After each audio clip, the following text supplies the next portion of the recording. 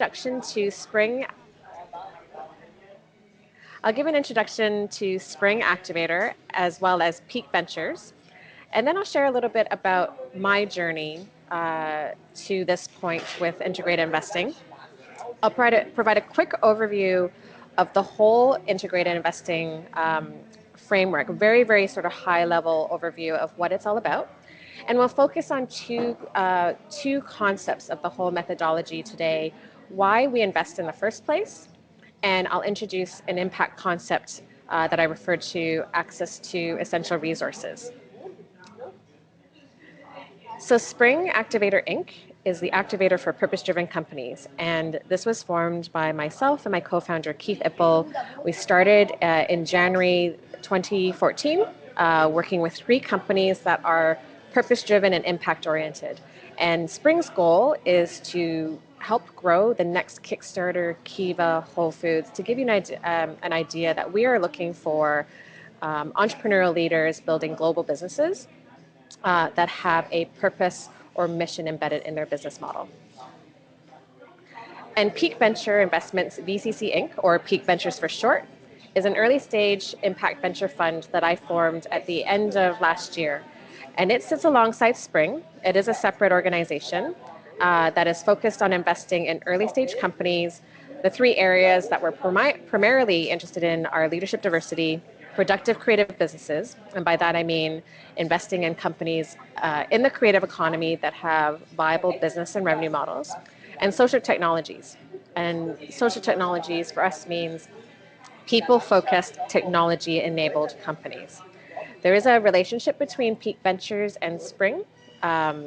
Peak Ventures will be looking at some of the Spring companies as investment opportunities, but not exclusively. So there's a close relationship between the two, but it's not exclusive. And the reason for the partnership is much of the integrated investing methodology was born in conjunction with the development of the fund. And we are offering courses on integrated investing offered by Spring. It's a full day course. The first introductory course is one full day or 2 evenings.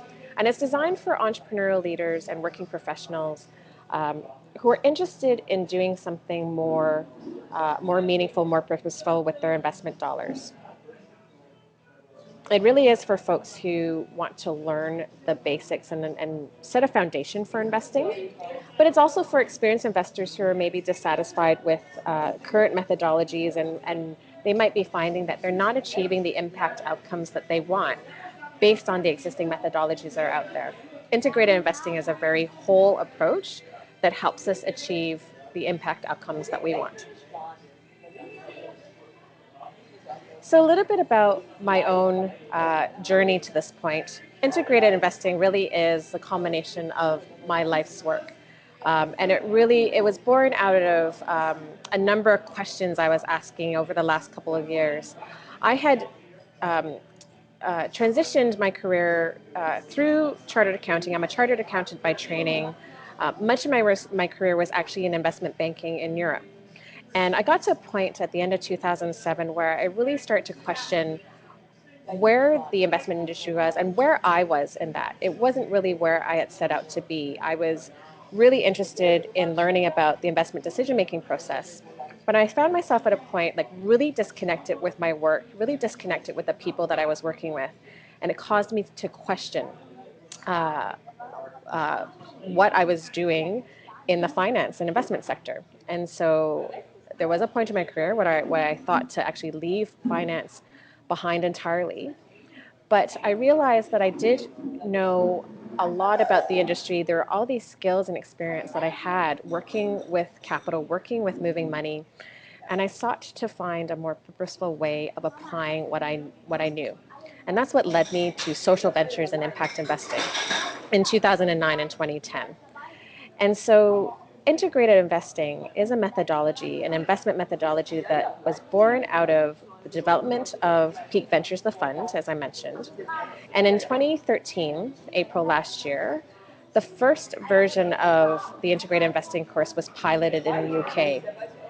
And the correspondingly, I am writing a book on the content. It is a very full methodology.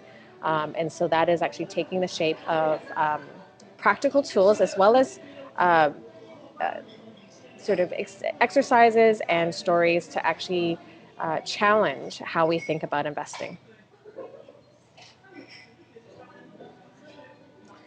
So as I mentioned, a lot of this was born out of me working with colleagues in the impact investing space that were trying to achieve different outcomes: social impact, environmental impact, positive good, and positive change. Yet what I was seeing was people in the impact investing space making investment decisions exactly the same way we had done for decades. There were a lot of parallels between how investment decisions were made to what I had seen in my traditional investment banking career. And when I looked further in the venture investing space, I was finding there were investor training courses and resources on impact investing, but many of them focused on the technical elements of investing, like financing structures, term sheets, all the sort of really technical basic things, but no one had actually addressed the fundamentals of investing. None addressed innovation in the industry itself. None addressed how investment decisions were being made. And most importantly, none of the resources out there were addressing the fears, the desires, the ambitions, the vision, and the questions that most new investors in the impact investing space have. But none until now. This is why I created Integrated Investing. So to take an overview of the methodology, it really seeks to answer three big questions: why we invest in the first place, what should we invest in from a big picture point of view, and from a micro point of view, how do we determine if something is a good investment opportunity. Today's webinar focuses on motivations of the integrated investor, so an introduction to answers to why we invest in the first place. And we will touch upon one element of the second question: what should we invest in? And I'll be introducing the impact concept of access to essential resources. So why invest in the first place? Whenever I mention investing, most people almost immediately turn to how much money am I going to make from this? But integrated investing is about more than just financial returns. One of the things also mention is it really matters what stage of life you're at. You know, whether you are seeking safety, i.e. you're early in your career, or there's a change that's happening in your life where you need some stability and security, that's going to affect why you invest and what you're looking for. Or you might be at the building stage. You have a number of other projects on the go that you're incubating, that you're building. Still early on, you have a bit of foundation, but there's still a lot of change happening. Or you could be in executing mode. You have a solid foundation, but you're busy doing everything. But through all that, through that foundation and the doing, you have a lot of experience to impart on others. And the fourth stage of life is leading, when you're ready to lead and give back and really nurture other people's ideas. And as I mentioned, integrated investing goes beyond financial returns. Integrated investing gives us access to this concept of essential resources, which I'll talk about in a moment. But these are some of the other reasons why we invest: for status, for power, or one of the key reasons I like why we invest is leadership. We're actually in a leadership position, and we're trying to impart our experience and skills on others to help them step up. Other benefits from investing include connection, meeting other investors and learning from them, connecting with entrepreneurs.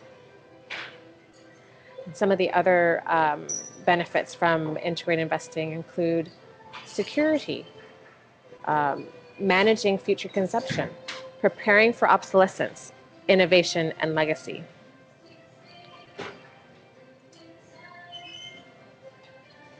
So that was just a very brief introduction to spark some thought and some inner reflection about why we invest And just to think about it going beyond just financial returns, because there are many other forms of returns that we get from investing. This next step, I'm going to introduce at a very high level this impact concept of access to essential resources. And what that is made up of 6 categories of essential resources and 5 levels of access. And this is not about Maslow's hierarchy needs, or a philosophical discussion around what resources we need to survive and thrive, but more a practical and pragmatic observation about the things that we need, that we need access to, and that we work with in life on a day-to-day basis. So the impact concept of access to essential resources is the idea of, these are the 6 categories of things that almost all resources fall into, that we need to survive, thrive, and function in life. And all the businesses that we look at Spring and with Peak Ventures, provide access to one or more of these resources. And I'll just go through them really quickly with a few examples. So sustenance, for example, businesses that provide access to food, water, shelter, energy, these are things that are essential to us sustaining ourselves. And some of the practical examples include Soul Food, which is an urban farming venture locally here in Vancouver. Housing, affordable housing, social housing, those all fall under the category of shelter. And alternative energy systems, things that enable us to use energy more efficiently, or alternative sources that help us move away from fossil fuels and extractive energy sources, are other examples of ventures that give us access to the essential resources of sustenance. Expression includes things like writing, music, art, culture. These are all resources that we use to express ourselves, to say something and communicate something about ourselves. Examples of businesses that would fall into this category are businesses that provide creative content. Kickstarter also started with this in mind, trying to give people access to ventures that were projects that were trying to fulfill some kind of artistic endeavor.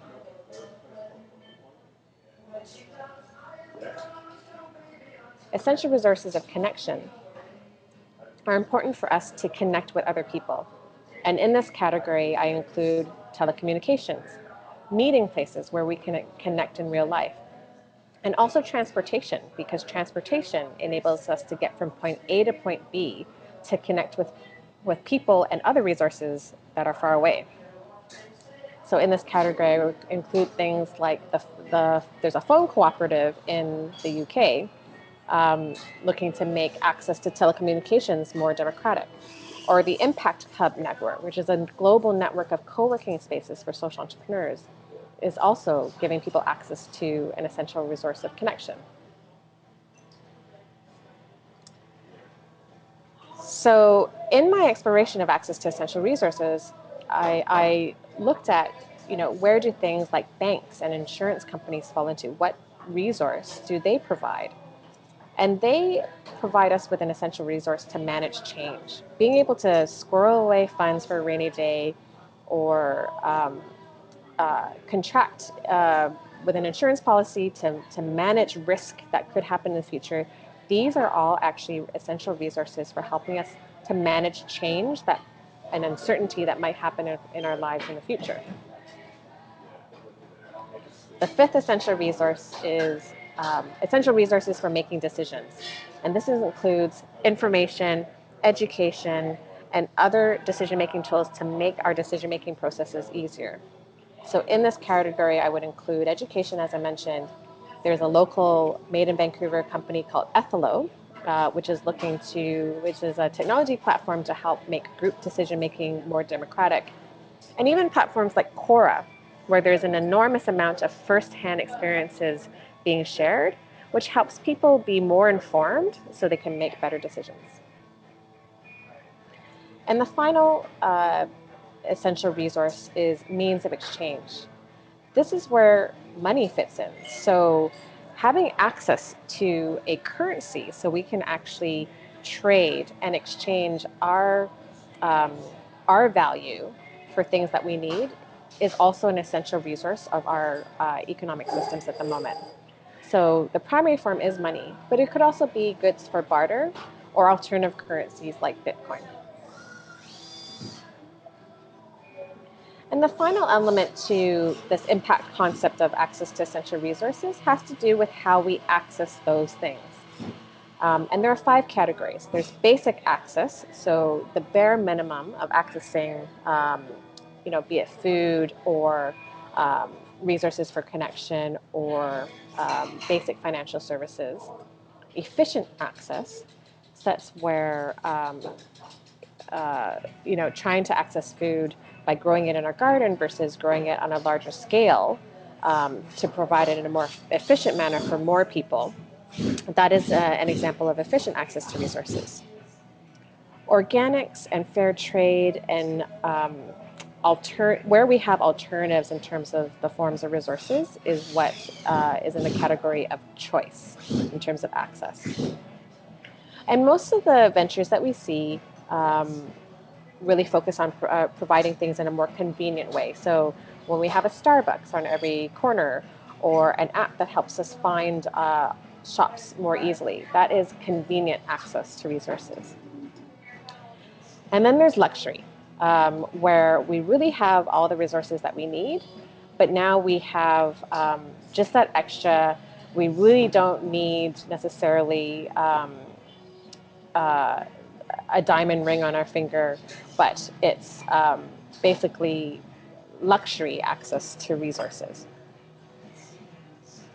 Impact focuses on quite often basic access to resources or an improvement in the access to resources. So why do this? Why develop this matrix of 6 essential resources and 5 levels of access? Well, the reason why I did this is because a lot of impact areas get overlooked. And so access to essential resources ensures the opposite, that they don't get overlooked. A lot of impact funds choose the impact area and tell you that they are important. But what about other areas that are important to us?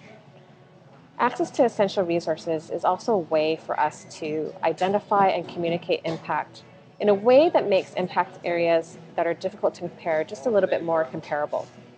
So there's a lot of talk in the industry about measurement to try to make impact comparable.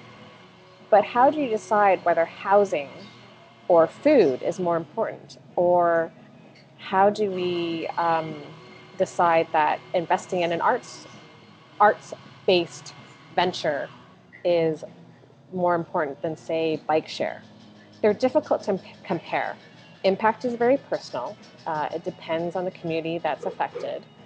But access to essential resources enables us to have a common denominator for things that might not otherwise be comparable.